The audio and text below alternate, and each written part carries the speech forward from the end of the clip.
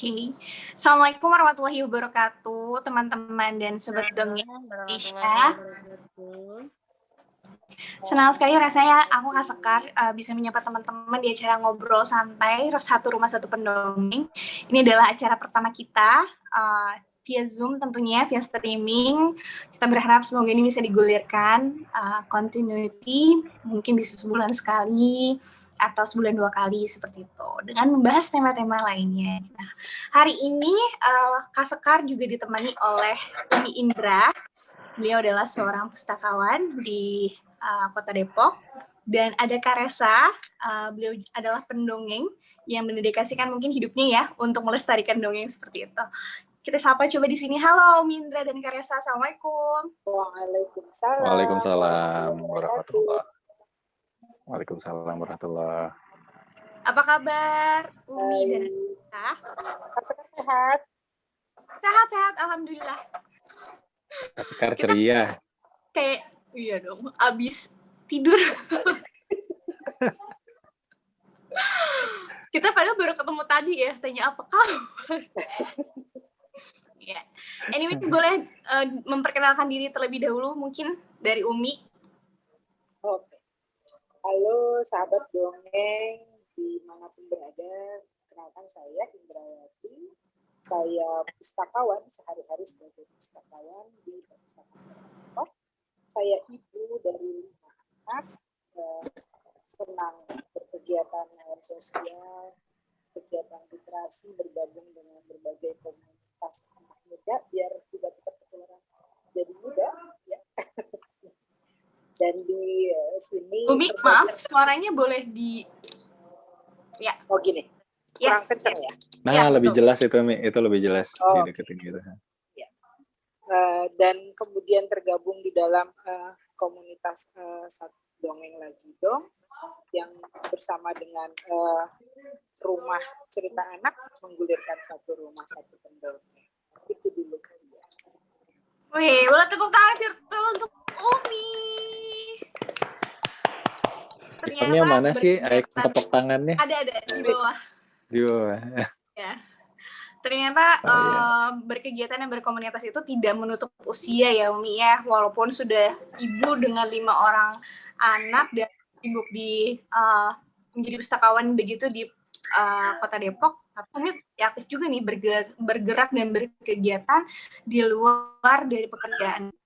Semoga sehat selalu Umi dan bisa menginspirasi PNS-PNS lain gitu untuk bisa bergabung di kegiatan sosial. And next kita ada Kak Resa tentunya. Halo Kak Resa, boleh mungkin untuk memperkenalkan diri? Terima kasih, Sekar. Assalamualaikum. Selamat malam, Sobat Dongeng. Saya Kak Resa, seorang ayah yang suka dongeng dan bermain. Senang berkegiatan sama teman-teman yang punya kepedulian sama terhadap anak, keluarga, dan lingkungan. Makanya kita ngumpul bareng, menggulirkan satu rumah satu pendongeng. Oke. Udah cukup? Atau ada lagi? Cukup. Cukup ya. Tapi sebenarnya aku berharap lebih loh karena dengan apa? Boleh ditanyain dong. Banyak. Saya host di salah satu acara TV gitu. Oh gitu. Aku tuh orangnya pengen ditanya soalnya. Oke, jadi Kak Resa ini juga salah satu host di salah satu acara TV di TVRI namanya apa kalau Oh, yang di TVRI, Klub Rumah Pohon. Itu juga acara edukasi tentang alam dan budaya Nusantara. Jadi salah satu konten belajar dari rumah. Itu bekerja sama dengan Kementerian Kebudayaan dan Kemdikbud sama TVRI. Jadilah program itu, Klub Rumah Pohon. Gitu sekarang. Kalau yang sering menjelajah hutan-hutan, terus duduk bareng sama warga-warga itu programnya apa Kak? Kalau yang itu Jejak Rimba di MNC TV. Programnya udah selesai, saya ngisi di situ periode 2016-2018 dan jadi banyak teman, banyak saudara karena program itu. Terima kasih teman-teman Jejak Rimba. Dan itu yang menginspirasi nama anak kakak yang terakhir? Oh enggak, nama itu udah muncul duluan sebelum programnya hadir sebenarnya. Oh, iya. Oh jadi sebelum programnya ada sudah berplanning ingin punya anak lagi gitu? Enggak, bukan punya anak lagi. Kayaknya Oh. lucu ya kalau punya anak ada kata-kata rimbanya. Karena Soalnya yang dari satu dan bawah. kedua kan ya akhirnya terjawab jadi doa itu muncul beneran. Oh, dikirain sudah berplanning panjang gitu, punya anak lagi, yuk gitu, namanya rimba gitu. Tapi ternyata itu namanya sungai kan. Sungai. Sungai. nama sungai. Sungai, Oke. laut, rimba. Ya. Membahas soal anak nih, Umi dan Karesa, kalau boleh tahu anaknya berapa? Umi udah 5, mungkin boleh dikenalin gitu Mi, anak pertamanya dan sebagainya. Anak pertama Aziz, usianya tahun ini 16 tahun ya. Tahun ini dia 16 tahun. Saat ini dia sedang sekolah di Bandung, boarding. Mulai dari kelas 1 SD itu pas kelas 2-nya jadi homeschooling. Homeschooling 9 tahun, terus kemudian ikut persamaan, dan kemudian dia memutuskan untuk boarding pesantren. Anak kedua Nadia, usianya 13 tahun, homeschooling. Sekarang lagi senang dengan dunia menggambar, ilustrator, dia jadi ilustrator sama lagi belajar fotografi. Anak ketiga dan anak keempat di SD, sama-sama kelas 4 dua-duanya, karena jarak usianya setahun nggak nyampe sebenarnya kalau mau hitungan lahir, nggak nyampe setahun selisihnya. Jadi umurnya itu cuma setahun hitungannya sama. Jadi Najwa umurnya 8 tahun, gitarnya 9 tahun. Najwa 8 tahun, satu lagi berapa Mi? Gitarnya 9 tahun. Najwa 9 tahun, gitarnya 10 tahun. Ya. Terus Noval itu 8 tahun yang nomor 5. Gitu. Sarah. Itu aja ya pertanyaannya ya. Boleh, intronya itu dulu. Kalau Karesa boleh Karesa? Anaknya berapa? Anakku 3. Yang pertama itu Ray, kelas 3 SMA. Sekarang lagi fokus persiapan ke jenjang pendidikan universitas atau setaranya. Kemudian yang kedua itu Rara, kelas 1 SMA. Dia lagi senang banget musik, hal-hal terkait musik. Jadi lagi ngulik musik banget. Ya passionnya lagi di situ, sedang membara di musik. Yang ketiga itu Rimba, 3,5 tahun.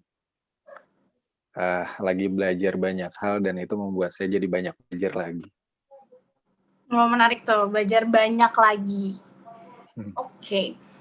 Hari ini kita akan membahas tentang bagaimana dongeng itu bisa membentuk karakter seorang anak. Sebenarnya menurut Karesa dan Umi ini sendiri, membentuk karakter anak itu maksudnya apa dan seberapa pentingnya? Boleh siapa dulu jawab, silakan. Karesa dulu, boleh? Umi langsung aja Umi. Udah mau ngomong tadi Umi. Jangan sampai ketahan, ntar lupa Umi kalau kelewatan tuh. Oke, siapa dulu? Umi, boleh Umi. Ya. Karakter itu setiap orang kan punya karakter ya. Dia terbentuk pertama yang menanam karakter itu adalah lingkungan terdekat itu keluarga. Keluarga pertama ya yang menanamkan karakter, karena anak itu kan peniru ya, dia meniru. Tapi selain dari ini, anak juga membentuk karakter juga dari apa yang dia pelajarin, ya kemudian dia membentuk sifat, kebiasaan kayak gitu. Nah, kalau dari pengalaman saya dengan 5 anak yang ada di rumah ya, karakternya memang unik-unik. Saya dari mulai mungkin awalnya dari karakter saya dengan karakter ayahnya, anak-anak adiknya, anak-anak. Karakter saya karena saya dibesarkan oleh budaya kultur Maluku, orang tua dari Maluku, ya. Jadi ada beberapa sifat karakter yang saya adopt di situ. Ya. Seperti apa tuh? Misalnya, kita cepat membaur, ya, cepat membaur dengan siapa aja, cepat. Terus kemudian lebih terbuka, ekstrovert ya. Iya, ekstrovert. Terus agak keras sedikit memang karakter kita, orang-orang daerah, orang kalau di daerah ngomongnya juga rupanya ya secara alami kayak gitu. Nah saya nggak lahir di tepi laut, cuma di dalam rumah imbas sedikit. Tapi ada hal lain yang membangun saya juga dari peer group saya ya, pertemanan saya yang selama proses belajar itu saya mengadop mana yang saya anggap ya saya rasa nyaman dan itu baik untuk saya pelajari, saya pakai bukaan terus mau belajar berkembang seperti itu. Dan anak-anak juga meniru. Saya melihat ayah saya itu nggak bisa diem, apa aja dikerjain walaupun sekarang nih beliau udah pensiun ya, tapi rajin bener ngecat rumah, ngebenerin apa gitu ya. Ada yang rusak sedikit, kita nggak usah manggil tukang tuh, ayah saya tuh. Saya tentara pensiunan. Dari orang tua itu terbentuk. Ditanamkan juga hal-hal yang misalnya tentang nilai-nilai kejujuran, mau berbagi, menghormati, itu membentuk karakter. Menanamkan karakter pada anak ya karena memang anak itu seperti kertas ya, kertas putih. Lingkungan yang kemudian menorehkan warna di atas kertas tersebut. Pertama orang tua, keluarga, ayah, ibu, kakak, adik, nenek, tante, om, semua ya. Kemudian lingkungan yang kedua adalah lingkungan permainan dia yang pertama kali dia belajar tentang apa dari temannya, dia adopsi juga. Dongeng seberapa besar sih pengaruhnya terhadap pembentukan karakter? Saya menyukai dunia dongeng dari saya kecil. Ketika kecil dulu, ayah saya tuh sering beliin buku. Sebenarnya kalau ngajar harus seperti ini, kamu harus jujur atau kayak gini, ayah saya nggak bicara kayak gitu. Tapi dia nunjukin dari sikap yang saya pelajari. Kemudian buku-buku cerita. Saya menyukai buku-buku cerita. Kalau dulu di usia saya TK, SD gitu, kita mengenal majalah Bobo ya. Iya, Bobo. Majalah Bobo, buku apa majalah Ananda, banyak deh buku-buku cerita yang seru. Kita tuh dikepung sama buku-buku. Kalau ayah pulang kantor, ya dia bawa koran, di sisipannya koran itu mesti ada majalah Bobo di situ yang kita tunggu. Ya saya tunggu tuh selalu kalau pulang kantor mesti ada majalah Bobo. Oke.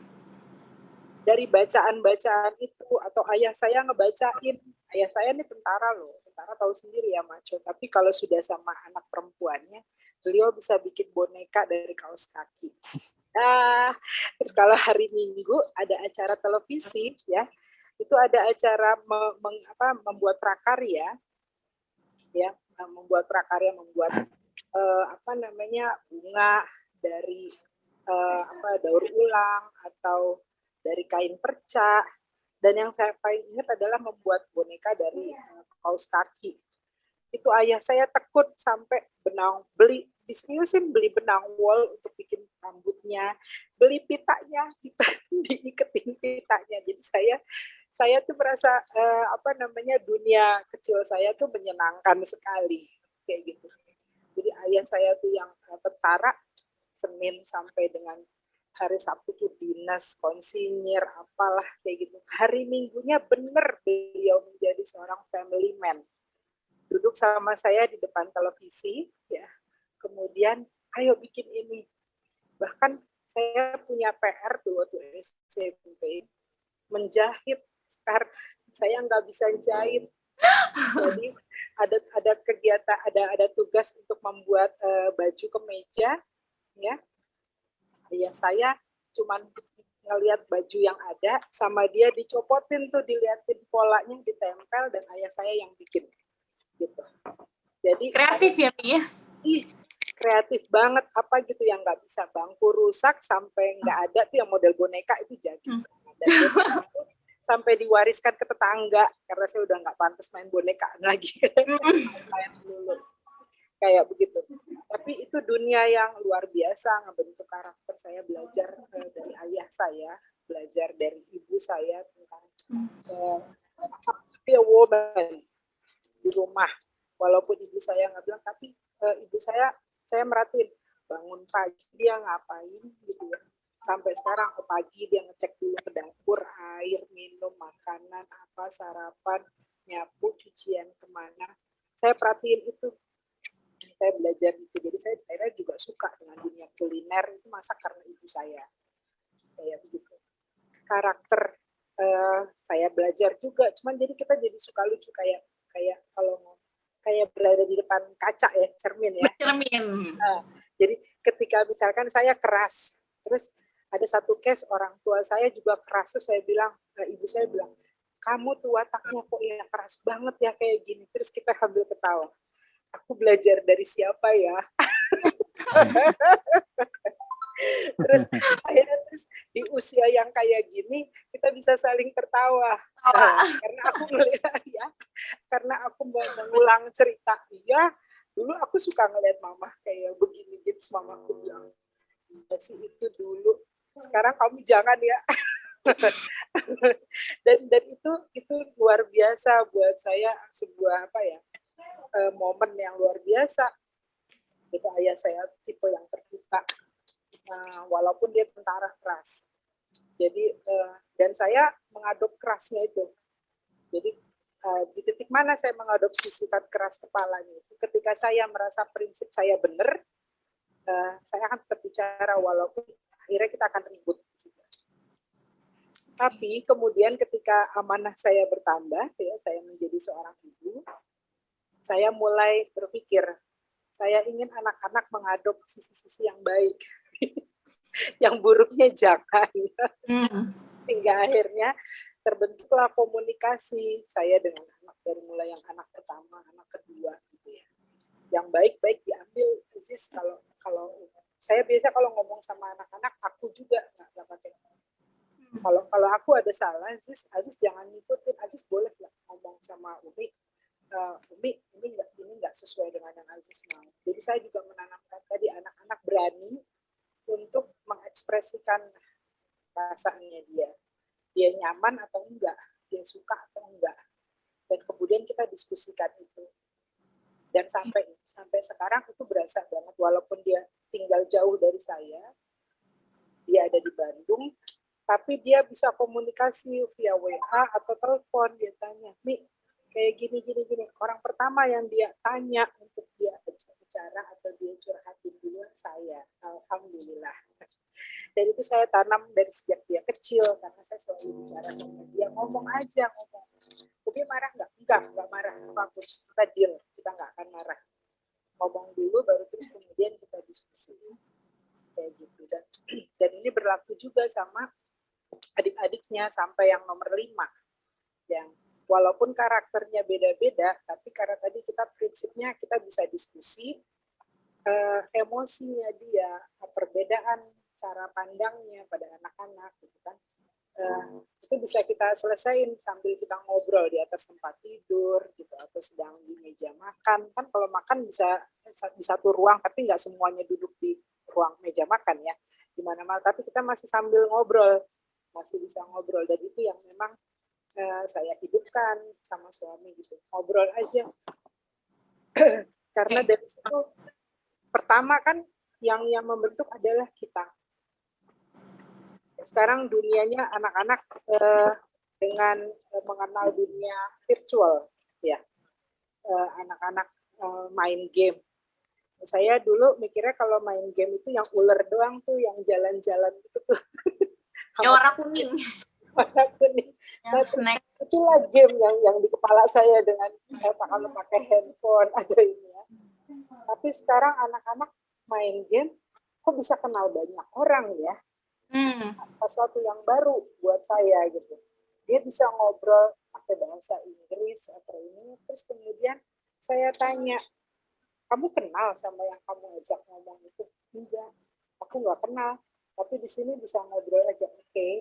kalau gitu jangan kasih data pribadi ya, ngomong sama dia. Kemudian di situ kan banyak perkataan-perkataan, kamu harus bisa filter, kamu harus tahu artinya berarti walaupun dia ngomong pakai bahasa Inggris. So the kids selalu nanya sama saya, nih ada kalimat yang kayak gini nih artinya apa ya? Oh enggak, jangan diikutin, jangan dipakai. Cari teman-teman yang baik aja. Jadi saya nggak bisa ngebatasin anak-anak nggak boleh ketemu siapa, nggak boleh bermain dengan siapa. Yang saya bisa lakukan adalah mengajarkan mereka how to protect themselves ya. Cara melindungi dirinya dia kayak bagaimana. Walaupun kita berada di rumah, ketika anak-anak sudah mulai mengenal dunia virtual lewat game, lewat dunia itu ada chat kan kolomnya kayak gitu ya. Nah itu sudah pasti ada informasi, ada budaya yang akan mempengaruhi dia kayak begitu. Cuman kita jadi orang tua juga emang benar harus belajar lagi, belajar tentang dunianya anak-anak, kemudian belajar bagaimana bisa menerima, kemudian mengolah komunikasi kita sehingga anak nggak terlalu disalahin, kita juga nggak terlalu shock-shock banget gitu, sama-sama belajar. Kayak gitu kali ya. Penjelasan pembuka yang sangat menarik nih. Ada beberapa poin yang aku tangkap dari Umi ya tentang menunjukkan sikap kita tuh sebagai anak tuh adalah kalau membentuk karakter tuh hanya lewat contoh sebenarnya. Seberapa banyak orang tua bilang kayak, nah jangan begini, jangan begitu, tapi mereka tuh lebih banyak meniru. Pertama itu, kedua adalah dikepung buku. Ini juga menarik banget. Waktu Umi kecil, Umi mendapatkan memori itu dari ayah. Kalau ayah pulang tuh kita selalu dikepung buku, dan ini akan coba kita bahas nanti sama-sama. Terus boleh nambahin dikit ya? Oh iya, boleh apa? Saya ingat bicara tentang mendongeng buat membentuk karakter. Nah, saya kan juga orangnya senang ngocek ya, senang ngomong gitu ya. Dan senang bercerita secara natural kalau nggak salah ya. Saya natural alaminya saya gitu. Ini saya gunakan kepada anak-anak ketika misalnya makan waktu kecil ya. Anak-anak itu kan makan mereka pemilih kadang-kadang ya. Bilang nggak mau sayur, nggak mau ikan, nggak mau ini gitu. Nah, ketika kecil saya sering cerita gitu. Sayur yang ini kamu tahu nggak kenapa dia warnanya hijau? Ternyata dan ngomongnya itu sambil diekspresiin ya udah kayak itu deh kayak pendongeng yang profesional tapi ini di meja makan dengan anak-anak sambil nyuapin ini kalau wortel ini luar biasa loh dia ada vitamin A bla bla bla bercerita dan kita kan sudah banyak baca tuh buku-buku yang tentang vitamin tentang apa dan itu kita pakai dan it works berhasil pada anak-anak sehingga anak saya kalau makan nggak susah dia alhamdulillah atau kalau ada apa-apa mereka ngobrol kita ngebawa ini ceritanya jadi kayak seperti mendongeng dan itu lebih masuk ya ketimbang kita apa ya jangan mendikte nggak masuk juga kalau misalnya mendongeng contoh sederhana lagi misalnya saya capek saya pulang kantor saya capek terus ketika nyampe di rumah berantakan nih karena anak-anak main lupa nyuci piring ada cucian pakaian di atas saya udah bagi-bagi tugas nih sekarang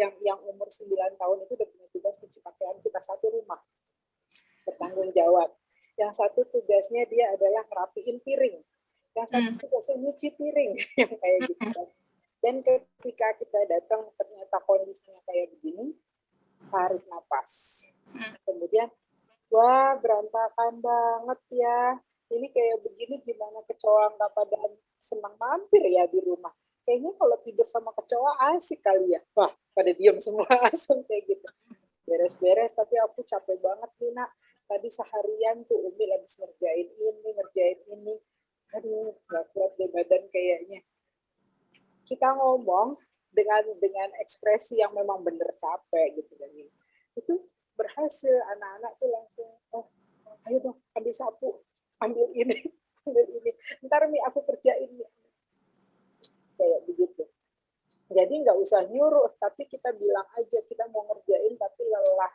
karena bla bla bla bla bla dan menyentuh empatinya mereka gitu. Wah Cerita kedengeran yang menarik. anak-anak. Ya gitu deh. Cerita yang menarik dan bisa menjadikan contoh juga ya. Apalagi untuk orang tua yang mungkin anaknya masih kecil gitu, ini tuh bisa menjadikan contoh sekali saat anaknya udah umur 8 atau 9, 10, di mana mereka bisa melakukan itu semua sendiri. Sebagai orang tua, kita menanamkannya itu lewat dongeng ya, Mi. Kayak misalkan, ya ampun, aduh Mi capek banget, bisa minta tolong gak sih beresin tempat tidur misalnya, sebelum dia pergi sekolah. Jadi kalimatnya kita minta tolong ya, bukan kalimatnya. Tempat tidur rapiin dulu dong. Ini siapa nih yang kayak gini? Tolong. Itu lebih ke ngomel ya, Mi ya. Tolongin dong, ada yang bisa bantu nggak? Bahasanya seperti itu. Oke, Mi, kita moving ke Karesa. Kalau Umi tadi ceritanya 5 anak nih, Karesa udah punya tugasnya masing-masing kan. Karesa dengan 3 anak, 2 remaja, 1 masih balita di bawah 5 tahun. Ini gimana nih ceritanya? Membentuk karakter-karakter anak, boleh diceritain mungkin? Terima kasih Sekar, terima kasih Bu Indra. Tadi aku nyimak seru banget tuh penjelasannya Bu Indra. Kalau bicara karakter itu, ini yang aku pahami ya, nggak tahu definisinya tepat benar atau salah, tapi karakter itu ciri khas diri ya, ciri khas diri yang mencakup pemikiran dan perilaku gitu. Itu terbentuk dari beragam hal yang menstimulasi seseorang melalui panca inderanya ya, baik mendengar, melihat, merasakan, melakukan, kemudian itu berproses menjadi sebuah nilai-nilai yang terinternalisasi dalam diri orang gitu. Nah, ini aku nggak tahu definisinya salah atau benar, tapi perwujudan karakter itu terlihat sebagai refleksi dari values, nilai-nilai yang terinternalisasi dalam diri seseorang. Itu korelasinya seperti itu. Nah, nilai-nilai itu bisa terinternalisasi kan karena ada proses, tidak spontan, tidak mendadak. Dan peran keluarga sebagai madrasah utama bagi setiap manusia itu punya peran yang sangat penting, bagaimana beragam nilai-nilai itu muncul, bisa dilihat, bisa didengar, bisa dirasakan sebagai stimulan yang positif buat seluruh anggota keluarga, sehingga kemudian nilai-nilai itu terinternalisasi dan terefleksikan melalui pola pikir dan perilakunya. Ya itu menjadi ciri khas seseorang, makanya disebut karakter gitu. Nah, kaitannya sama dongeng, dongeng itu salah satu cara menyampaikan nilai-nilai. Salah satu cara menyampaikan nilai-nilai. Jadi pintu ya, sebagai sebuah pintu. Nah, cara yang dilakukan melalui dongeng ini kan cara yang santai, yang menyenangkan. Ada interaksi, jadi mendongeng bersama anak. Ini seringkali saya sampaikan, mendongeng itu bukan untuk anak, tetapi mendongeng bersama anak. Jadi sebuah proses timbal balik, sebuah proses menyenangkan yang setiap individu yang terlibat di dalam proses itu bisa punya peran dan setara.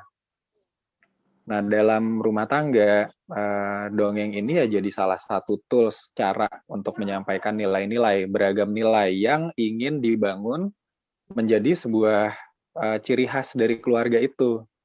Karena kan kalau kita lihat tiap keluarga tuh punya ciri khas, kemudian berkembang lagi tiap suku punya ciri khas yang terbangun dari lingkungannya. Bukan tentang salah benar atau baik buruk ya, tetapi ciri khas itu yang jadi karakter. Makanya kita kadang-kadang bisa nebak, oh ini orang dari daerah ini nih, kenapa karakternya gitu secara general ya. Nah, dongeng punya peran strategis di situ sebagai alat untuk menyampaikan beragam nilai. Dan ketika nilai-nilai itu disampaikan dalam bentuk dongeng, prosesnya nyaman, tidak melalui proses kayak orang tua jadi menggurui, ngasih tahu gitu, tapi proses yang melibatkan daya imajinasi anak bersama orang tua. Karena kan dalam dongeng, cerita yang dituturkan itu akan membangun imajinasi, ada sebuah panggung atau sebuah ruang dalam kepala pendongeng dan yang mendongeng bersamanya, Nah, adegan-adegan yang muncul itu yang nanti menjadi tontonan dalam tanda kutip bersama, yang nantinya muncul tuh values apa yang ada di cerita itu. Nah, itu bisa jadi bahan diskusi. Penguatannya sebenarnya setelah mendongeng. Jadi saya sendiri nggak yakin kalau orang mendongeng bersama anak-anak, dongeng doang gitu, tahu-tahu bisa menghasilkan sesuatu yang kuat. Nggak. Tapi dongeng sebagai pengantar, sebagai pintu masuk yang nyaman. Kalau pintunya udah kebuka, baru penguatannya lebih asik gitu. Begitu Kakak Sekar terkait bagaimana membangun karakter dengan dongeng, ya membentuk karakter dengan dongeng. Dan pastinya tadi penjelasan Bu Indra di awal tuh udah sangat lengkap ya, all in. Karena bagaimanapun nilai-nilai itu dituturkan, ya tetap teladan adalah yang utama. Betul. Contoh. Gitu. Iya, keteladanan. Oke, ini kita bicara tentang keteladanan ya. Nggak semua keluarga itu mengerti tentang bagaimana menanamkan contoh yang baik untuk anak-anak. Sebut saja banyak sekali kekerasan dalam rumah tangga, dan itu anak-anak melihat itu. Dari dia usia umur 3 tahun, ketika dia mulai mengerti tentang suara besar ini tandanya marah, atau memukul itu tandanya dia emosi dan lain sebagainya, dan dia akan tumbuh dengan emosi-emosi itu, taruhlah seperti itu gitu ya. Menurut pandangan Umi dan Karesa gitu, bagaimana membenarkan atau apa ya, bagaimana meluruskan karakter yang sudah terbentuk anak nih sejak kecil yang sebut saja negatif, tidak baik, untuk dia bisa survive dalam kehidupan dia ke depannya. Gitu. Anak ini sekarang usianya udah berapa tahun yang dalam pertanyaan Sekar? Berapa ya? Oke, taruhlah dia remaja ya. Remaja, belasan gitu ya. Ya, kalau kondisinya seperti itu, yang perlu dan bisa kita lakukan adalah melakukan pendekatan secara dari hati ke hati ya. Jadi harus ada orang yang bisa menyentuh anak ini dengan cara yang baik, dan nyaman. Jadi tiap orang tuh kan punya pintu untuk masuk gitu loh. Ada yang pintunya lewat seni, ada yang pintunya lewat olahraga gitu. Nah, kalau tadi kaitannya remaja, coba deh cari tahu nih anak lagi senang apa. Apakah musik, apa olahraga, atau game? Nggak apa-apa juga. Jadi kan itu pintu masuk. Nah, kalau pintu masuknya udah kuncinya udah kebuka, baru deh masukin pendekatan yang lebih mengena secara emosional. Karena kalau aku tangkap dari ceritanya Sekar tadi, mungkin dalam keluarganya itu terbangun budaya kekerasan yang terjadi di lingkungannya lah ya. Pastinya kan itu juga terbentuk dari latar belakang orang tuanya.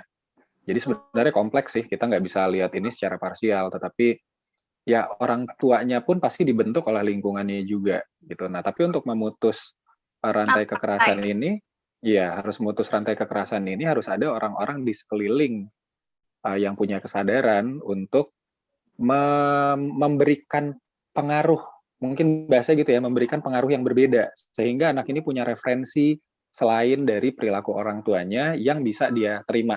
Karena tadi pintunya udah kebuka itu. Kayaknya ini nggak ada kaitannya sama dongeng ya Sekar, tapi mungkin ya caranya seperti itu ya, kita memberikan sebuah pengaruh positif. Mungkin gini, satu lagi sih, biasanya kondisi anak yang terpapar kekerasan di rumah itu sangat butuh perhatian. Bisa jadi perilakunya di luar dianggap tidak nyaman oleh teman-temannya atau orang lain. Nah, dari beberapa pengalaman, cara yang paling asik adalah bukannya kita yang ngomong, tapi trigger dengan beberapa pertanyaan, sehingga dia mengeluarkan apa yang ada dalam dirinya, dengerin aja. Nah, kalau kita udah bisa ngedenger, kita tahu nih, ini anak kuncinya apa, pintunya apa, baru masuk ke situ. Gitu. Mungkin Umi ada yang mau ditambahkan? Iya, kalau saya melihatnya gitu, sebenarnya kita sama ya. Kita dengan anak-anak itu nggak ada bedanya, makhluk yang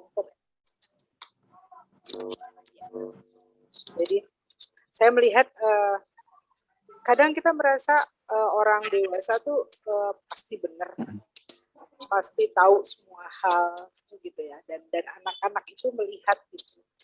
Pada kalanya anak-anak juga mengkonfirmasi apa yang kita lakukan. dan jadi satu hal yang harusnya menjadi sebuah sebuah titik buat kita, titik pembelajaran, titik berangkat gitu ya, bahwa orang tua itu memang juga harus siap untuk introspeksi. Kalau kita menginginkan anak-anak tumbuh dengan baik atau sehat, kita harus jujur juga sama diri kita dan jujur sama anak-anak. Saya dengan semua pengalaman masa kecil saya, gitu ya, saya mau mencoba melihat kalau dulu orang tua saya bersikap ini nggak boleh, itu nggak boleh tanpa ada alasan, pokoknya ikutin aja. Nah, kalau sekarang kita harus lebih bisa terbuka dengan mereka.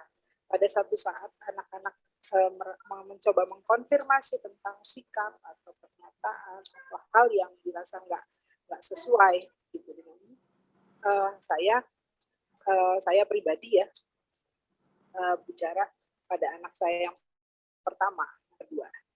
Kami orang dewasa pun juga bisa membuat kesalahan.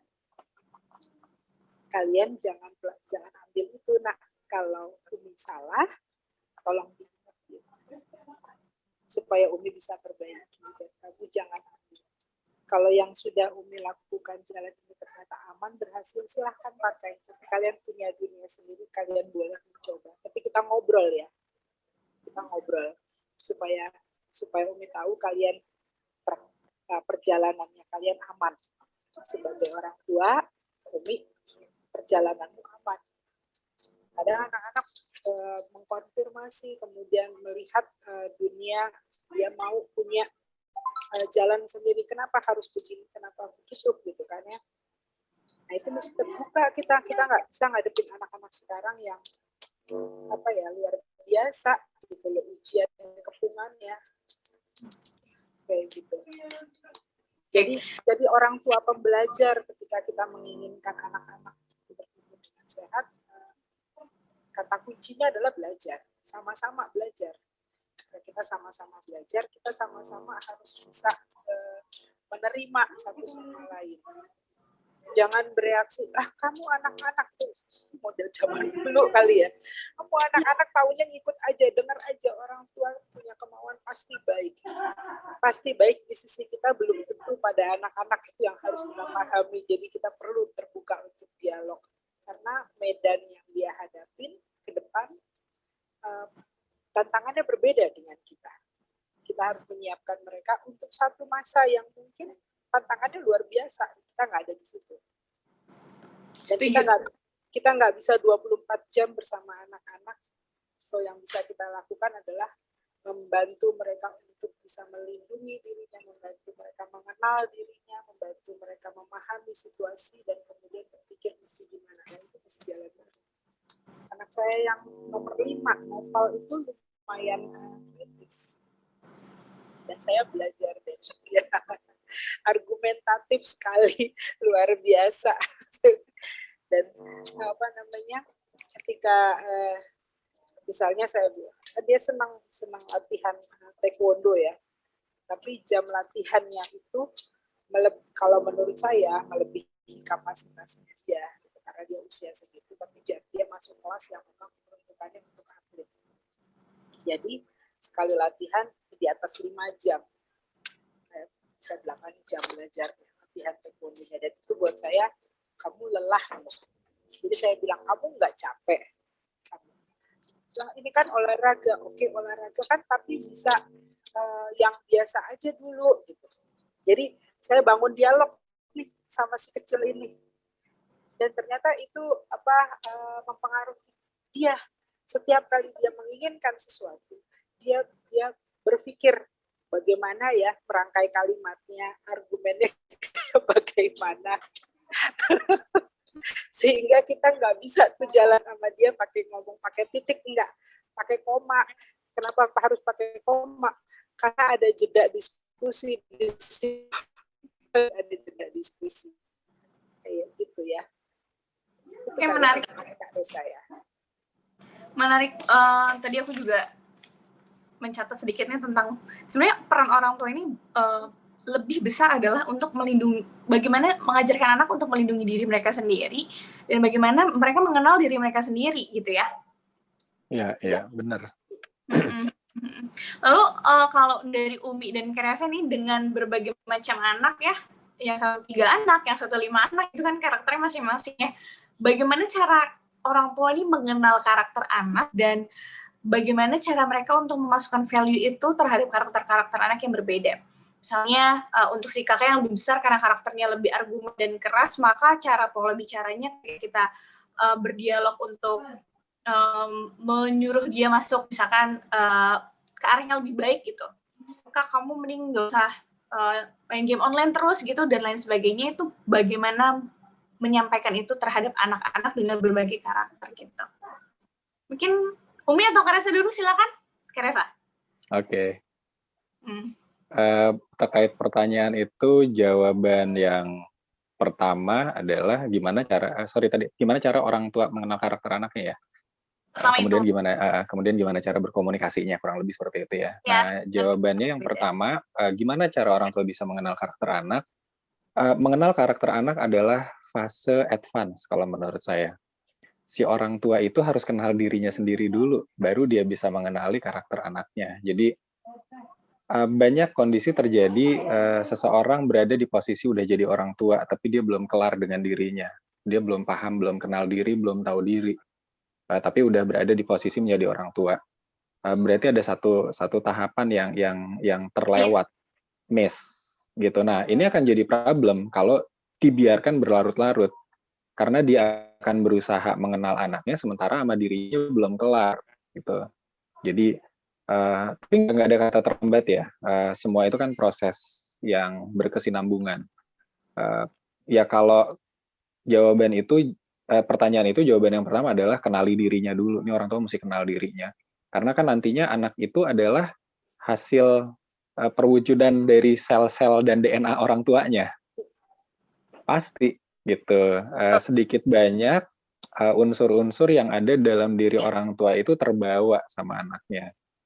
Nah, kalau udah bisa orang tuanya udah mulai lebih memahami dirinya sendiri, dia akan lebih mudah untuk mengenal anaknya dengan satu catatan. Ini bisa menerima anaknya dan dirinya. Jadi kata kuncinya nerima dulu.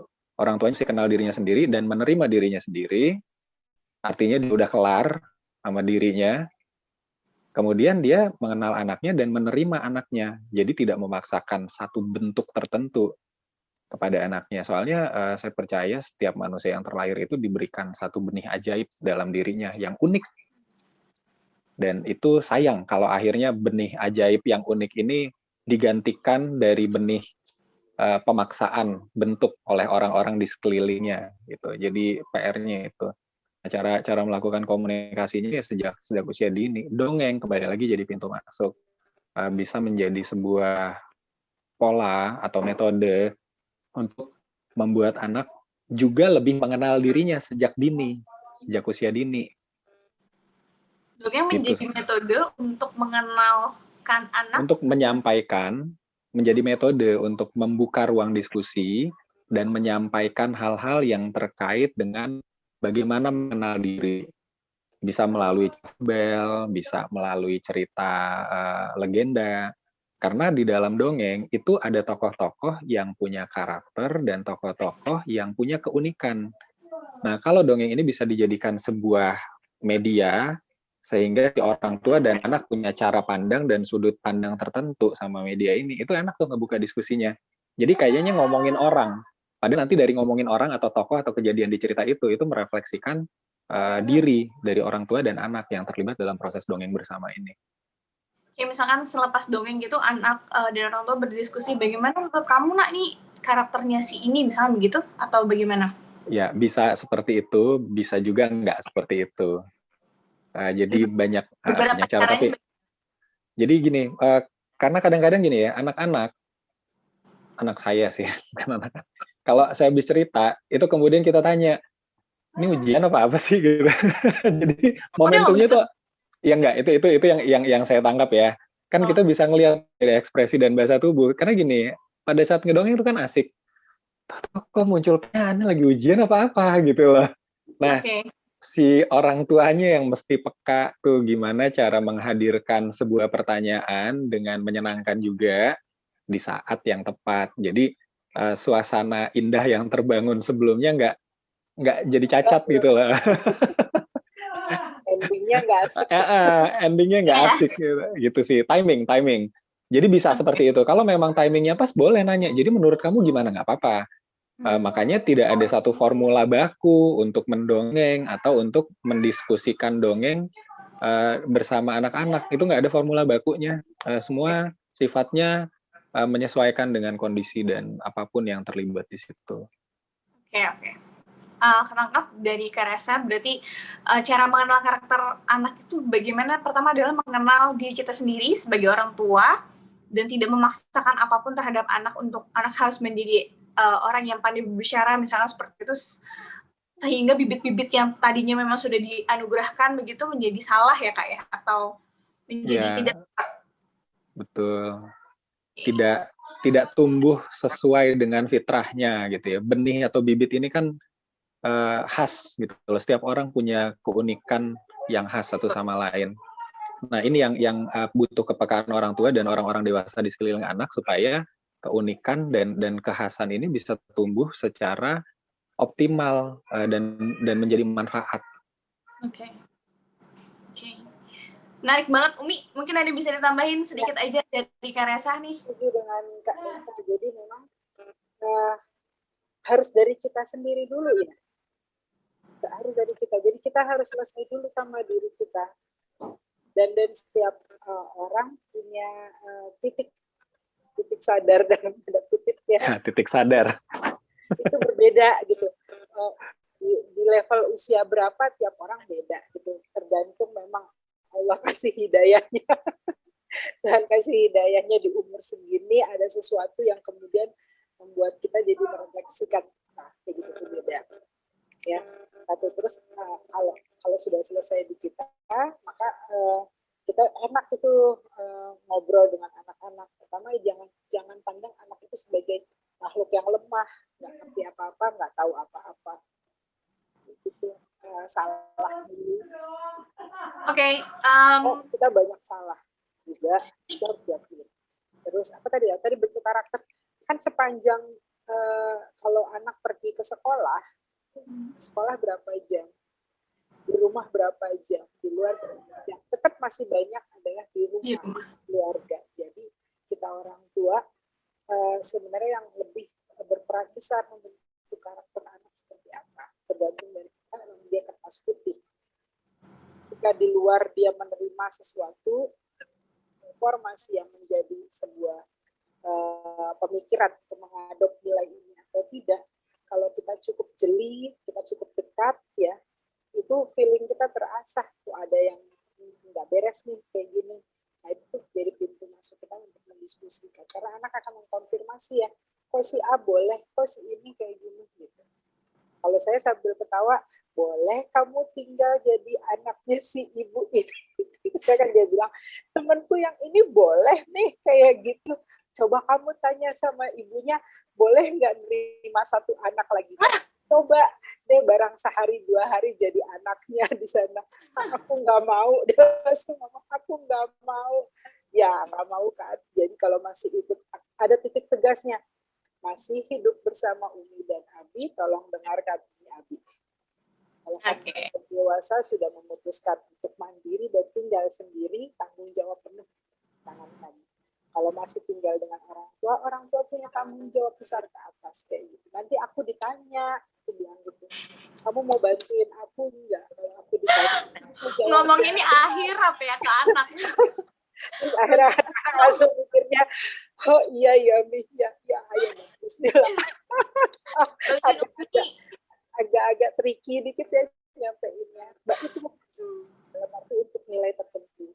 Tapi itu berhasil ya Umi ya diterapkan ke anak-anak ya. Mungkin ini bisa menjadi salah satu cara juga, tapi kembali ya. Sampaikan dengan tetap keep smiling dan diskusinya tetap terbuka. Kayak gitu, nggak boleh juga kita agak nyampe ini tuh sampai kayak gimana gitu. Juga nanti enggak. Aku cuma minta tolong bantuin dong biar aku bisa jawab pertanyaan nanti di atas. Ini bisa menjadikan pola juga untuk Bunda dan Ayah yang sudah bergabung di sesi ngobrol santai kita kali ini. Tapi kembali lagi tetap harus dilihat situasi dan kondisinya setiap anak berbeda-beda. Setiap berbeda, unik. Iya, mungkin Umi, Karesa, kita sapa-sapa dulu nih teman-teman yang sudah bergabung. Ada Kak Yuyun. Assalamualaikum Kak Yuyun.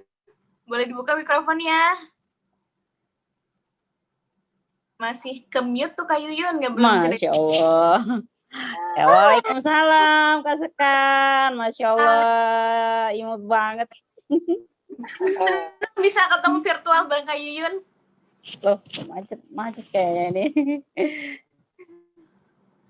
Kak Yuyun, makasih udah bergabung. Nanti kapan-kapan kita bikin acara bareng-bareng ya virtual ya. Siap. Oke. Ini ada Bapak Arif Rahman. Assalamualaikum. Kayaknya. Halo. Halo Bapak, ini Bapak atau Ibu? Ibunya, Bu, jangan pakai artinya. Saya sama istrinya yang ikut. Oh, ini pakai akun Bapak ya. Ya. Terima kasih sudah ikut bergabung. Ya, Mbak, terima kasih juga. Semoga sesi kali ini bermanfaat ya untuk ayah bunda. Amin. Berdua juga nontonnya. Berdua nontonnya. Ada Ibu Ida Farida. Assalamualaikum. Masih di situ? Waalaikumsalam Kak Sekar. Ya, terima kasih sudah bergabung. Sama-sama. Ada Ibu Arsy atau Bapak Arsy ini. Assalamualaikum Bu Arsy atau Bapak Arsy. Waalaikumsalam. Mohon maaf ini apa namanya sudah di dalam kamar. Tidak bisa menyalakan video, maaf ya. Gak apa-apa Ibu, dari Jawa sepertinya. Dari mana Ibu? Iya. Dari Semarang, Kota Semarang. Wah, Jauh. selamat datang. Terima kasih sudah bergabung. Ilmunya sangat bermanfaat untuk kami yang memang haus dengan apa ya dunia parenting, karena kami kan memang sebagai orang tua kan belum pernah sekolah bagaimana jadi orang tua yang baik buat anak-anak kami ya. Terima kasih sekali dengan adanya acara ini, mudah-mudahan ilmunya berkah untuk kita semua. Amin, amin, amin. Terima kasih Bu Arsy. Kita sama Ibu Eko Yulita. Assalamualaikum Ibu. Kayaknya. Halo, Bu Eko. Oke, sepertinya belum ada. Kita coba sampai yang lain. Ada Bapak Albantani. Kalau saya tidak salah sebut. Halo, Pak Albantani. Assalamualaikum. Belum ada juga sepertinya. Kita sama juga. Oh, udah ada. Halo, Assalamualaikum Pak. Salam, Mbak Sekar. Oh iya. Ini Bapak boleh dinyalain videonya mungkin supaya kenal. Lagi di kamar juga sama. Oh, lagi di kamar juga. Baik. Dengerin aja kali gitu ya. Terima kasih sudah join. Semoga yang bermanfaat ya. Amin. Salam ke Mbak Indra tuh. Umi, dapat salam. Satu grup di kami. Temen ya ternyata nih. Iya, teman. Makasih ya udah gabung. Iya, Mbak Indra. Lalu kita sapa juga ini ada Pak Bio. Halo, Assalamualaikum. Halo. Iya, halo. Halo Pak Bio, apa kabar? Boleh dinyalakan mungkin videonya? Biar kenal. Ya. Wah, terima kasih banyak sudah join di Satu Rumah Satu Pendongeng Ngobrol Santai. Terima kasih. Ada Ibu Syifa Umar. Assalamualaikum Ibu Syifa Umar. Halo. belum tergabung sebenarnya. Halo? Oh iya, belum. Ada Bapak Bams. Ini saya manggilnya Pak Bems atau Bang Bems nih. Belum juga tergabung ya? Oke. Oh, ini sudah ada yang buka, Bu Syifa Umar. Assalamualaikum. Iya, waalaikumsalam. Terima kasih Ibu sudah join di Ngobrol Santai Iya, Satu Rumah Dongeng. Dari mana sedikit Ibu? aja diundang. Dari Pasar Minggu. Aduh, jauh juga Pasar Minggu mainnya ke Depok nih. Via virtual tapi. Kan tinggal satu lurus aja. Iya, naik kereta bisa ya Bu ya, deket. Oh. Terima kasih. Iya, sama-sama. Pak Bems, apa sudah dibuka Pak Bems? Boleh sapa-sapa dulu biar kenal. Secara virtual senang loh, saya punya teman-teman banyak secara virtual nih. Ya, Assalamualaikum. Waalaikumsalam Pak Bems. Waalaikumsalam. Wah, Sama si Boy. itu sama anaknya ya. Ada Ananda. Halo. Halo, siapa itu? Amijan. Amizan. Umur berapa Amizan? Umur 8. Oh, 8. Sudah bisa baca belum? Udah. Wah, keren. Amizan dengerin sama ayah Zoom hari ini? Iya. Oh iya, terima kasih sudah mendengar ya. Ya. Oke, tadi kita sudah sapa-sapa teman-teman semua. Mungkin kita mau memperkenalkan diri. Sebenarnya ini adalah Satu Rumah Satu Pendongeng tuh. Mungkin ada yang tanya kan itu apa? Ini adalah salah satu gerakan yang kita sedang gulirkan bersama-sama. Alhamdulillah hari ini kita sudah pilot project-nya dirilis begitu secara formal dan legal ya dalam segi legal kayak apa gitu. Oh, Masya Allah, yang dari tadi udah disapa. Wafi, apa kabar? Ketinggalan. Ya, apa sudah terbiasa. Jangan gitu. Padahal tadi kita udah ngobrol-ngobrol ya di awal. Maaf ya Wafi, terima kasih banyak sudah join. Sama-sama Kak. Tuh backgroundnya boleh loh teman-teman kalau yang pakai laptop bisa dipakai. Terima kasih loh Wafi sudah dibuatkan. Yeah. Keren. Saya lagi download, nanti saya pakai. Oke, aku nggak bisa pakai karena pakai handphone. Oke, aku lanjut lagi. Hari ini alhamdulillah kita sudah launching satu gerakan di Kecamatan Sukmajaya dan komitmen bersama dengan berbagai stakeholder gitu. Ada Sangkar Semut ya Kak Resa ya. Terus ada apa lagi? Satu lagi? Ruang buku, ruang baca sarang buku. Ruang baca sarang buku. Kita bekerja sama menggulirkan Satu Rumah Satu Pendongeng di Kecamatan Sukmajaya, Kelurahan Bakti Jaya RW 16 ya kalau nggak salah. Iya. Yes, ya ini mungkin salah satu pilot project kita di sini. Alhamdulillah sudah bergulir selama 5 minggu dan hari ini baru diresmikan gitu secara formal dengan Pak Camat juga hadir. Ada juga perwakilan dari Bunda Literasi, ini diwakilkan oleh Bunda Eti. MC-nya ada di sini. Ya. MC-nya ada di sini nih. Udah. Oh, hai Salma. Ini ada ini nih, Po Ida dan ini di belakangnya. Oh. Bang Boim. Bang Boim. Ini icon Sangkar Semut ini nih. Semut. Icon Sangkar Semut. Semutnya ya. Ikonnya Sangkar Semut. Iya, itu sedikit perkenalan tentang Satu Rumah Satu Pendongeng. Jadi kalau ayah bunda mau mengenal kita lebih jauh seperti itu, bisa banget follow di sosial media, Instagram, Satu Rumah Satu Pendongeng. Kita senang banget punya teman-teman banyak dari berbagai daerah, ada yang dari Semarang, Pasar Minggu. Berharapnya semoga acara ini terus berkembang, banyak yang lebih banyak mendengarkan lagi. Akhirnya ilmu ini menjadi berkah gitu ya, bergulir terus untuk orang-orang yang lain. Gitu. Kak Resa, Umi ada yang mau ditambahkan untuk Satu Pendongeng? Ya, mau melengkapi sedikit aja dari yang Kak Sekar udah sampein. Jadi Satu Rumah Satu Pendongeng ini nama sebuah gerakan dan kita muncul dari kegelisahan akan kondisi yang ada, kemudian adanya impian atau harapan kita akan kondisi yang lebih baik. Nah, hal yang muncul itu adalah kita dapat jawaban nih, semuanya harus dimulai di rumah.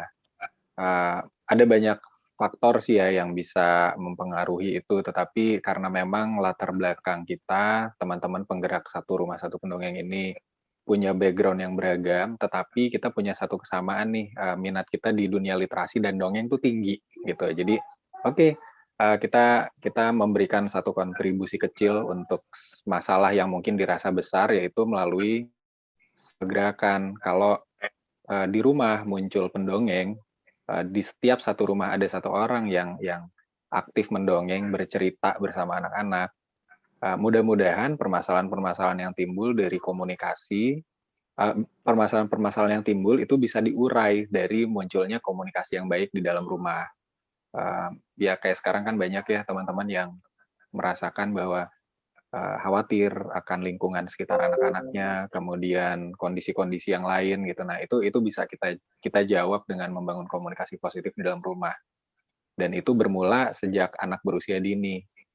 Ketika dari kecil mereka udah terbiasa komunikasi secara terbuka, secara positif dan interaktif sama orang tuanya, ketika remaja ya insya Allah akan terbuka juga. Kayak tadi Umi udah cerita ya kondisinya seperti apa, dan Satu Rumah Satu ini gerakan yang memang terbuka, sifatnya kolaboratif, tidak dimiliki satu komunitas atau satu lembaga tertentu. Kita yang hadir di awal adalah inisiator sifatnya, dan kita sangat terbuka buat kolaborasi.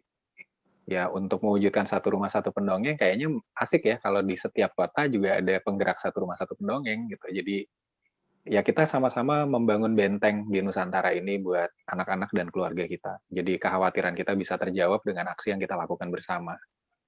Tambahannya itu Kakak Sekar. Tuh, Kak Yuyun nih yang dari Lombok, terus tadi Ibu siapa yang dari Semarang juga. Yuk sama-sama kita bergerak deh. Bu Arsy dari Semarang. Bu Arsy, ya. Terus tadi ada Bapak Albantani, Pak Bam, sama Pak apalagi sih bapak-bapaknya? Pak Bio. Pak Arif ya? Pak Bio, betul. Karena nanti kita juga akan banyak sesi-sesi yang menyentuh peran ayah dalam pengasuhan dalam rumah. Yes. Dan itu salah satu juga permasalahan yang bukan permasalahan ya, sebenarnya isu yang ada di masyarakat kalau ada momok yang bilang perempuan tuh tugasnya ngurus anak di rumah. Laki-laki itu tugasnya nyari uang. Mungkin salah satu nanti sesi yang akan kita bahas Sun ya. Bagaimana peran betul. Tambahin tadi penjelasan dari tentang gerakan Satu Rumah Satu Pendongeng. Kalau saya berangkat dari sisi tugas saya sebagai pustakawan, bahwa luar biasa tantangan kita. Jadi ketika kita bicara tentang kenapa sih ada krisis leader, ada krisis pada generasi, gitu kan ya. Nah, persoalannya adalah karena kita juga Indonesia tuh punya indeks literasi yang rendah. Literasi dalam hal ini bukan semata-mata kemampuan dia bisa membaca, tapi memahami apa yang dibaca, memilih apa yang harusnya dia baca, kemudian dia mengaplikasikan apa yang dia baca. Kita terbiasa hanya sekedar membaca asal sekedar tahu, padahal yang kita baca itu adalah sebuah informasi yang sifatnya hidup. Ya, ketika anak tidak dikenalkan dengan membaca sebagai sebuah kebutuhan, maka anak memaknai bahwa belajar itu hanya sekedar untuk menyelesaikan tugas sekolah, kerjain PR, persiapan ulangan. Padahal persoalan kita bicara tentang hidup dan kehidupan yang terus berjalan, itu persiapan berbicara tentang bagaimana kemampuan kita menghadapi kehidupan itu. Toolsnya itu sebenarnya adalah literasi, baca sepertinya kalau dalam buat kita yang sebagai muslim, ayat yang kemudian kita kenal, surat yang kita sering dengar, Iqra, perintahnya adalah membaca. Membaca bukan hanya sekedar secara harfiah, secara teks, tapi secara maknawi. Ada skill yang harus kita tanamkan pada diri kita dulu yang pertama, kemudian kita budayakan di dalam keluarga. Budaya membaca, gitu ya. Karena dari membaca kita jadi terbuka melihat banyak informasi dan mengambil values. Nah, di dalam hal literasi kebangsaan, PR kita bisa bilang bahwa kita sedang mengalami sebuah krisis literasi. Kita sedang mengalami sebuah bencana literasi. Kenapa? Kalau secara riset Indonesia itu ditempatkan sebagai urutan ke-60 dari 63 negara yang disurvei indeks literasinya. Kita itu urutan ke-60 dari 63. Itu 3 dari bawah hitungannya ya. Nah, hasil riset itu menjelaskan bahwa anak-anak kita tidak punya kemampuan untuk menganalisa apa yang dia baca. Ya, jadi persoalannya bukan lagi persoalan buta huruf ya Kak ya. Ya. Buta huruf sudah selesai gitu loh.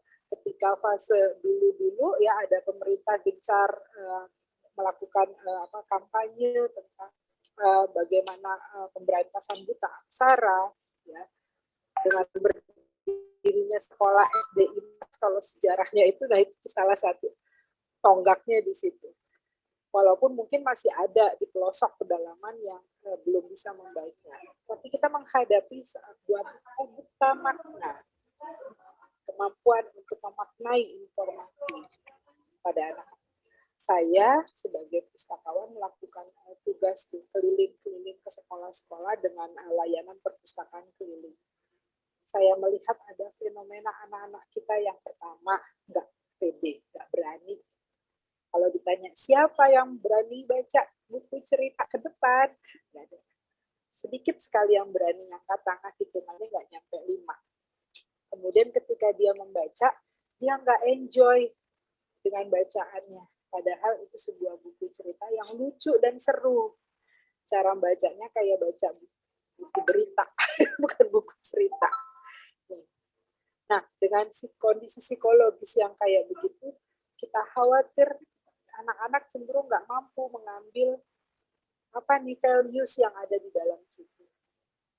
Nah, PR kita untuk bisa meningkatkan literasi itu nggak bisa diselesaikan hanya di dalam ruang kelas. Dia harus diselesaikan dari rumah. Entry maksudnya dari gerakan dari satu rumah satu pendongeng. Ada banyak orang yang merasa kaitannya baca dengan pembentukan karakter, apalagi bicara soal kesejahteraan yang indikatornya ekonomi.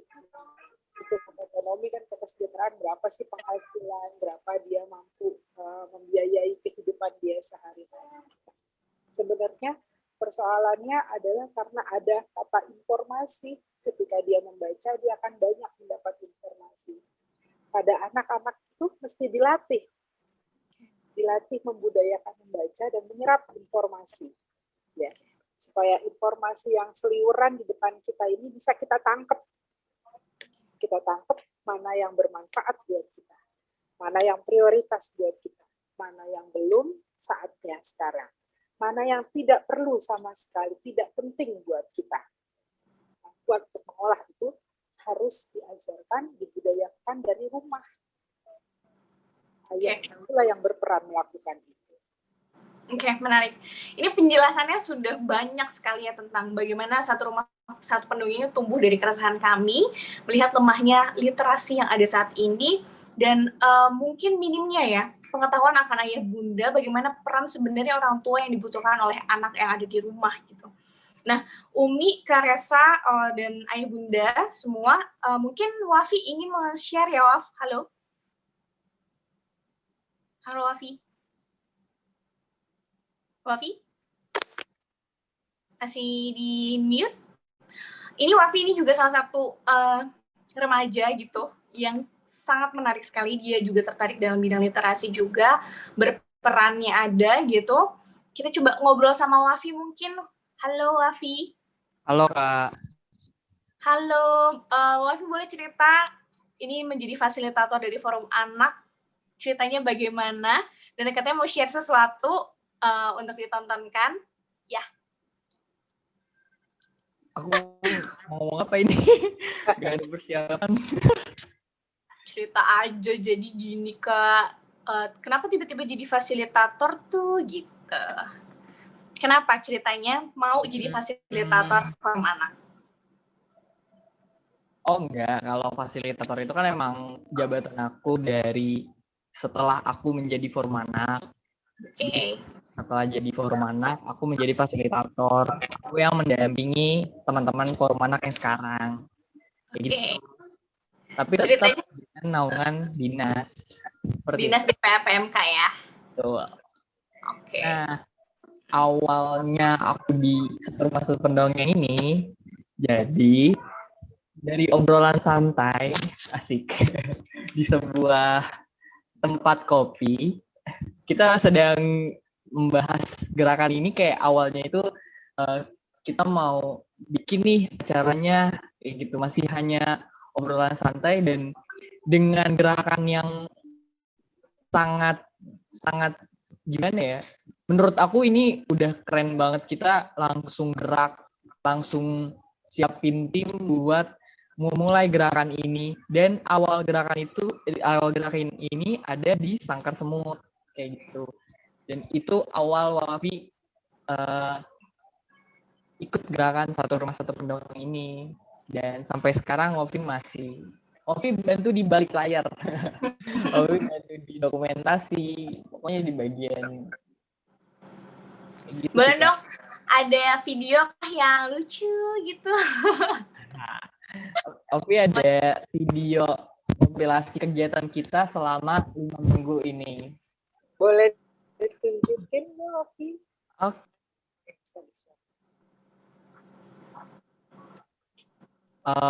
Boleh minta jadi co-hostnya Mirza.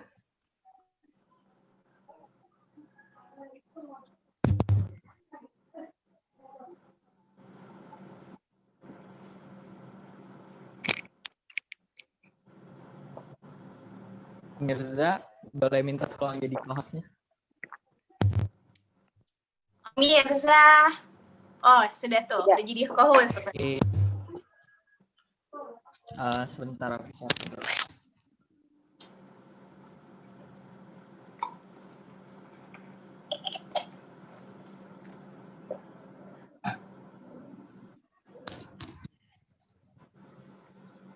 Semoga dari video ini bisa menjadi ketertarikan untuk semua membantu gerakan ini. Mana ya?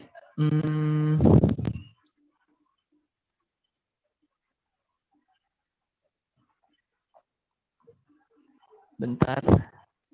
Oke. Udah ada, Kak? Ya, masuk. Oke.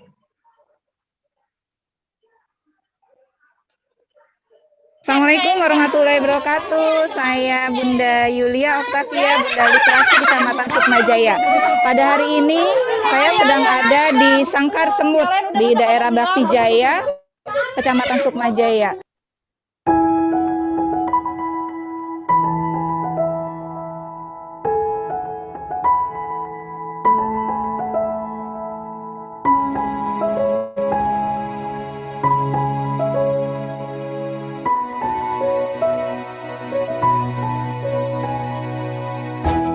Gerakan Satu Rumah Satu Pendongeng lahir dari kegelisahan untuk wujudkan rumah impian.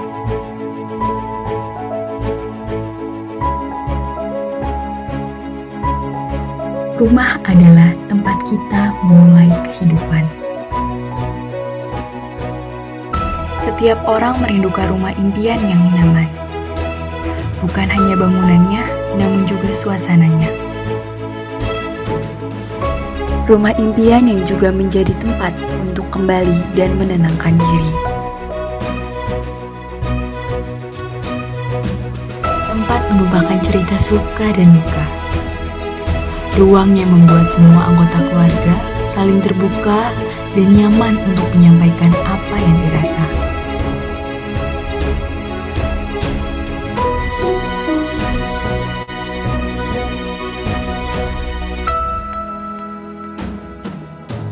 Satu rumah, satu pendongeng.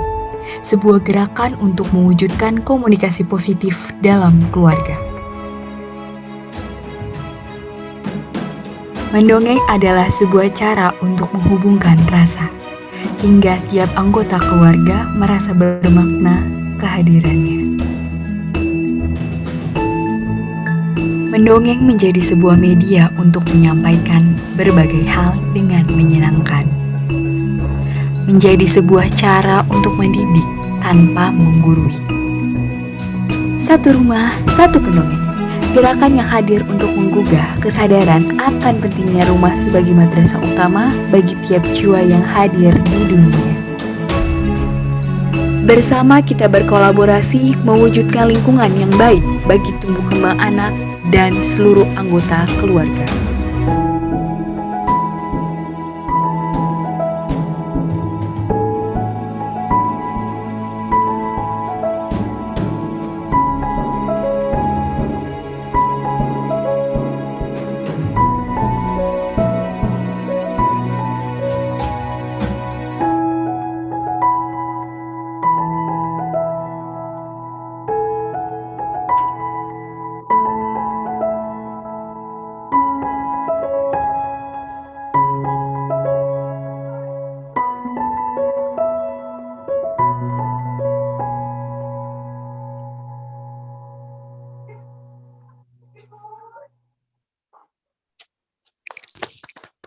Ya,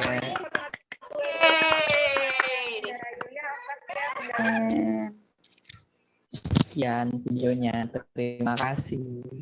Terima kasih Wafi. Itu Sama-sama. dia ya Bunda, sedikit perkenalan tentang Satu Rumah Satu Pendongeng dan apa yang sudah kita lakukan di Kecamatan Sukmajaya. Dan ini adalah dokumenter dari Wafi. Wow. Nanti insya Allah kita akan buat dokumenter lainnya. Baik, mungkin ini sudah pukul 8:45, begitu saya akan membacakan pertanyaan yang masuk dari Ayah Bunda untuk Karesa dan Umi. Ini ada dari Ibu Arsy. Assalamualaikum Kak Sekar dan narasumber yang hebat. Mohon maaf baru bergabung. Dilihat dari temanya keren banget, Satu Rumah Satu Pendongeng. Bagaimana mewujudkan hal tersebut? Apakah dongeng dikhususkan hanya untuk anak usia dini atau remaja juga patut kita dongengkan? Bagaimana cara memilih dongeng yang tepat bagi anak? Dan terima kasih atas penjelasannya. Mangga, siapa yang ingin menjawab dulu? Kak Resa mungkin? Ya, boleh. Makasih Kak Sekar. Ini Bu Arsy pertanyaannya asik nih. Jadi dongeng itu emangnya buat siapa sih? Buat anak-anak aja kah? Remaja atau orang tua? Jawabannya buat semua usia, Bu Arsy. Kita baru aja nih melakukan lomba dongeng. Kakak mendongeng dan adik mendongeng. Adik mendongeng itu anak-anak yang usianya di bawah 12 apa 13 ya? Di bawah 12 ya? Di bawah 12. Kemudian yang kakak mendongeng antara 12 sampai 17. Karena memang cita-citanya Satu Rumah Satu Pendongeng itu kan semua pribadi, semua orang yang ada di dalam rumah. Ya perwakilannya itu ya ayah, bunda, kakak, dan adik. Utamanya itu. Makanya di dalam gerakan Satu Rumah Satu Pendongeng itu kita punya 3 jalur gerakan. Gerakan yang pertama itu ayah bunda mendongeng, yang kedua kakak mendongeng, yang ketiga adik mendongeng. Dari situ nanti dikembangkan lagi menjadi kegiatan-kegiatan untuk memperkuat.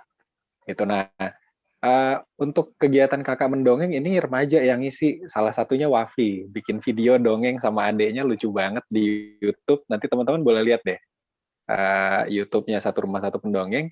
Itu kita mengumpulkan video-video dongeng dari teman-teman relawan yang punya mimpi sama, ingin memberikan sebuah kontribusi konten positif melalui cerita. Nah, buat ayah bunda yang hadir malam ini juga kita sangat terbuka loh buat menerima kontribusi video dongengnya. Kalau ayah bunda dan teman-teman berkenan, sederhana saja, karena yang mau kita ciptakan adalah dongeng yang sederhana, dongeng di rumah. Jadi jangan membayangkan dongeng yang dilakukan oleh seorang pendongeng profesional di atas panggung dalam konteks sebuah seni pertunjukan panggung. Itu caranya sangat berbeda, dan salah satu program kita juga nanti kita akan gulirkan program-program pelatihan buat teman-teman relawan yang terlibat. Nah, jadi di program di gerakan Satu Rumah Satu Pendongeng ini dongeng for all, dari mulai usia dini sampai lanjut usia.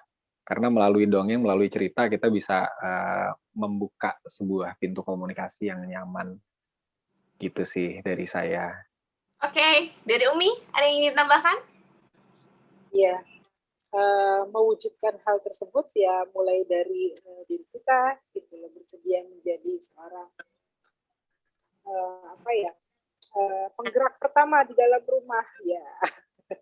Jadi jangan membayangkan ketika menjadi pendongeng di dalam rumah, benar itu bayanginnya pendongeng profesional. Enggak, ini sesuatu yang sederhana dan bisa dilakukan oleh semua orang. Sederhananya bagaimana? Kalau kita belum punya bahan konten banyak, maka buku bisa menjadi satu rujukan pertama. Budaya baca tadi itu, bacain aja buku ceritanya di rumah, gitu. Tapi kemudian kita berlatih bagaimana membacakan itu bisa nyaman di telinga dan di hatinya yang mendengar, kayak gitu. Tentu ada sedikit lah, kalau ada ada rasa-rasa sedih di situ, maka ada ekspresi sedihnya, itu akan menyenangkan. Kalau ada lucu ya ada mimik lucunya kayak gitu. Dan ayah bunda bisa berlatih sendiri, itu sangat sederhana. Kenapa penting membacakan buku cerita atau berdongeng di rumah? Karena kita mau melakukan penguatan karakter, ya. Penguatan karakter di dalam rumah. Kita mau menanamkan nilai-nilai pada anak-anak. Sekedar flashback dulu ketika kita berbicara tentang bagaimana menggulirkan sebuah gerakan mendongeng, ya. Dulu hasil dari kita berdiskusi ada apa dengan generasi kita saat ini. Kok sepertinya ada yang tercerabut karakternya pada anak-anak kita. Sejalan dengan adanya infiltrasi budaya yang nggak bisa kita halangin dari berbagai negara yang masuk lewat teknologi, komunikasi, internet, dan yang lainnya. Sesuatu hal yang nggak bisa kita hindari. Nah, sekarang apa yang bisa kita lakukan? Maka kita harus kuatkan karakter anak, tapi kita mulai dari rumah. Betapa banyak hasanah kisah ya dalam Al-Quran. Kemudian kita lihat founding fathers negara kita yang membangun negara Indonesia, itu kan luar biasa sifatnya, karakternya, bagaimana setiap orang harus punya keinginan untuk menjadi lebih baik dan kemudian berkontribusi di dalam rumah, di masyarakat, bangsa dan negara. Kita butuh generasi ke depan yang tangguh untuk membangun bangsa kita. Tapi kita mulai dari membangun diri kita, dan kita mulai dari rumah. Ya, pesannya sedalam ini, tapi kita melangkah dengan langkah yang sederhana, mendongeng di rumah. Pertanyaannya Pak Karesa, sudahkah kita mendongeng hari ini di rumah? Bersediakah kita mendongeng untuk anak, bersama anak? Itu sesederhana itu ya yang kita lakukan. Mantap sekali jawaban dari Karesa dan Umi. Aku tuh selalu suka ngobrol sama Umi dan Karesa tuh, bukan cuma dongeng aja gitu ya, kalau kita lagi ngobrol bareng tuh kan banyak banget yang diobrolin ya. Aku tuh ngerasa kayak, wow, ini tuh ilmu banyak banget gitu. Dan mungkin yang akhirnya membentuk aku menjadi sekarang juga gitu karena lingkungan ya, Mi ya. Aku merasa ada bukan kenaikan. Aku merasa diri aku baik banget kalau kenaikan. Maksudnya aku merasa ada perubahan dalam diri aku sebelum dulu dan sesudah aku bergabung di Dongeng Lagi Dong, dan kita sering komunikasi sama-sama gitu. Energi Umi dan Karesa yang sering sekali kita ngobrol, Kak Ipang gitu ya, Kak Raisa, Om Mirza itu nyampe ke aku gitu, dan akhirnya membentuk aku menjadi sekarang juga gitu. Di usia umur aku yang sekarang aku masih bisa terbentuk karakternya lewat apa? Karena aku mencontoh gitu, aku melihat, oh ini yang baiknya, oh ini harus patut dilakukan. Mungkin itu konklusi kita hari ini, penutupnya itu, nggak terasa 2 jam kita ngobrol ya. makanya masih kurang ya, tapi ya kita akan membahas lagi sub-sub tema yang lain. Doakan semoga kegiatan ini bisa dilakukan rutin, mungkin sebulan sekali atau sebulan 2 kali maksudnya, supaya nanti banyak tema-tema lain yang bisa kita bahas. Izin menyimpulkan Ayah Bunda, Karesa dan Umi yang aku dapat hari ini mengenai karakter itu adalah ciri khas yang ada dan itu adalah benih-benih yang dianugerahkan begitu, dan orang tua harus peka untuk dapat melihat itu. Sebelumnya peka, harus bagaimana mengenal diri sendiri terlebih dahulu dan menerimanya dan tidak memaksakan karakter terhadap untuk anak-anak ya. Yang kedua, dongeng adalah komunikasi positif. Sebenarnya kata Umi tadi ya, pesannya dalam tapi langkahnya itu sangat sederhana. Mulailah dengan komunikasi positif, salah satunya melalui dongeng. Seperti itu. Dan dongeng itu tidak sulit ya, Ayah Bunda. Dongeng itu tidak perlu berubah-ubah suaranya begitu ya, untuk terlihat menarik. Biasa saja pun bisa, atau melewat buku, reading bareng-bareng sama anak. Dan dongeng itu bersama anak, bukan untuk anak. Jadi kita hadir juga di situ untuk anak-anak gitu. Jadi dia tidak hanya mendengarkan aja. Dan siapapun bisa mendongeng gitu. Sama ini Kak Sekar. Ya, apa namanya tadi, bagaimana membuat gerakan ini? Tadi di awal Kak Resa sudah sampaikan bahwa ini gerakan yang terbuka, tidak dimiliki oleh kami atau siapa. Semua yang merasa wah ini luar biasa bisa kita lakukan, teman-teman bisa start. Kalau melihat pola, kami awal menggulirkan gerakan ini, kami berjalan bersama kawan-kawan Taman Baca ya. Sini ada sarang buku ya, sanggar buku. Kemudian ada komunitas. Nah, dengan komunitas-komunitas yang ada di lokal kita, di wilayah kita bisa membangun jejaring dan kemudian berdiskusi tentang ide ini dan kemudian menggulirkan. Nah, kita bisa saling ngobrol ya, secara lewat WA, lewat virtual Zoom kayak begini. Yang utamanya adalah bahwa pesan ini sampai di setiap rumah, bahwa setiap rumah, setiap keluarga merasa ini penting untuk kita lakukan saat ini. Kalau kita menginginkan generasi yang lahir sekarang menjadi generasi yang terbaik, seperti generasi emas di masa dulu, ketika para pahlawan-pahlawan kita. Saya senang banget ini nih, kalau bagian yang ini tuh bikin saya gitu ya. Pahlawan kita tuh mereka punya karakter yang luar biasa, yang kadang-kadang saya mikir bagaimana ada karakter seperti ini yang berpikir mau membebaskan Indonesia dari penjajahan, menyatukan Nusantara. Kalau dia tidak punya karakter yang kuat, itu harus punya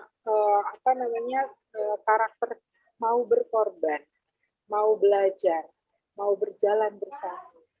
Betul. Ya. Dan kita bisa ambil itu kalau kita melangkah.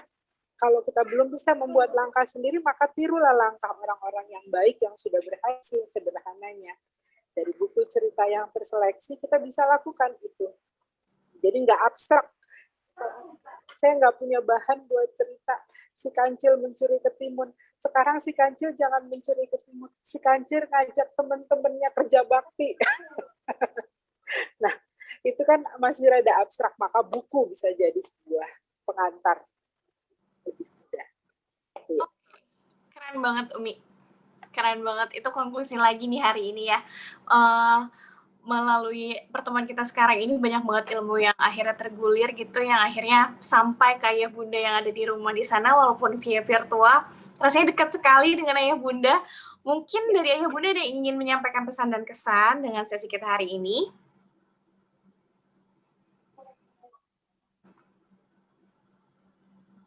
Adakah yang ingin berbicara begitu, testimoni atau saran misalnya? Berbagi mungkin ya, sharing. Yes, berbagi.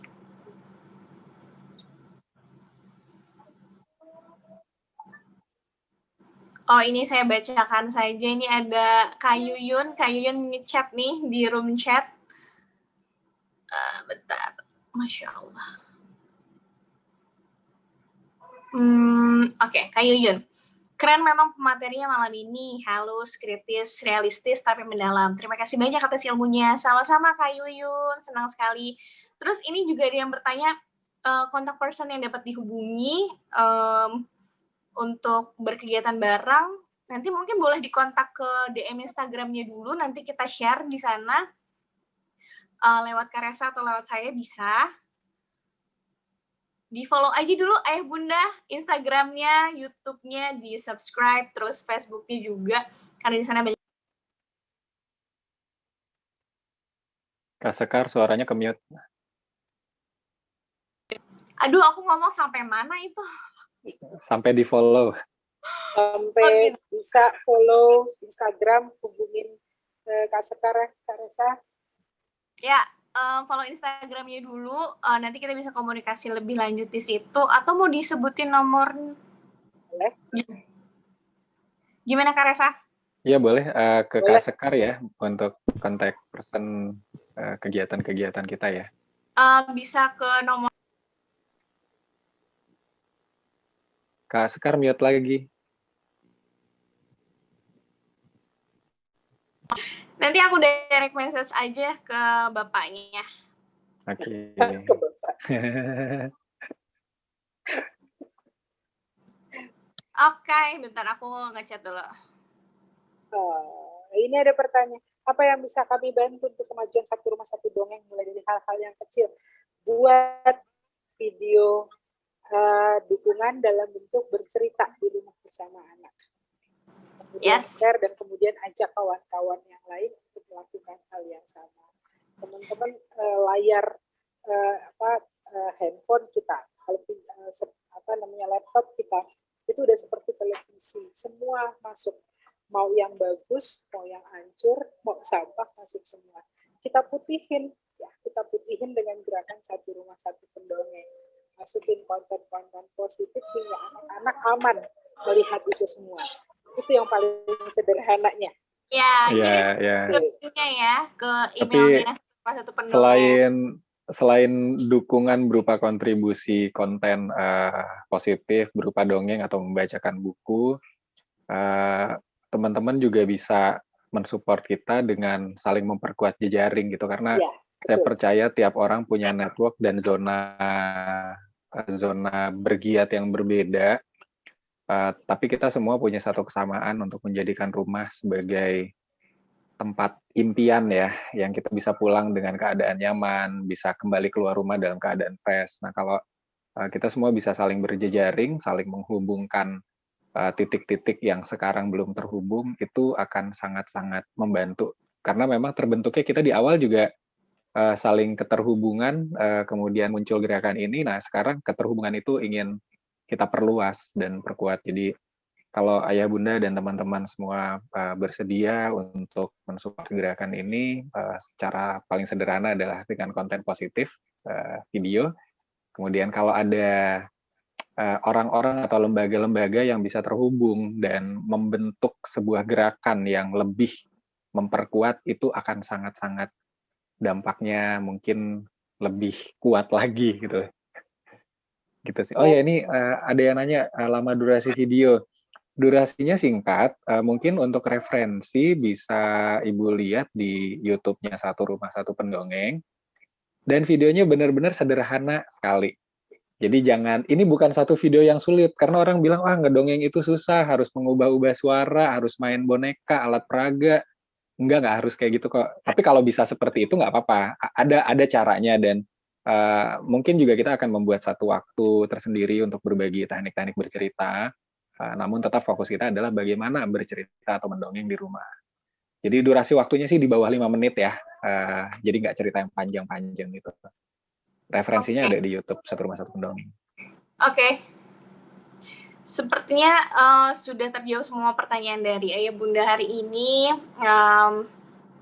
Kita juga masih ada yang ngechat lagi, dukungan orang tua kepada para penggagas seperti ini sangat antusias. Mohon lebih masif dalam mensosialisasikan program Satu Rumah Satu Pendongeng. Wow, siap Pak Bem. Saling support ya. Oke, dengan sesi foto ini Maka berakhirlah sesi kita ngobrol santai kali ini, tapi nggak berakhir ya ngobrol-ngobrol yang lainnya. Tema kali ini kita tutup.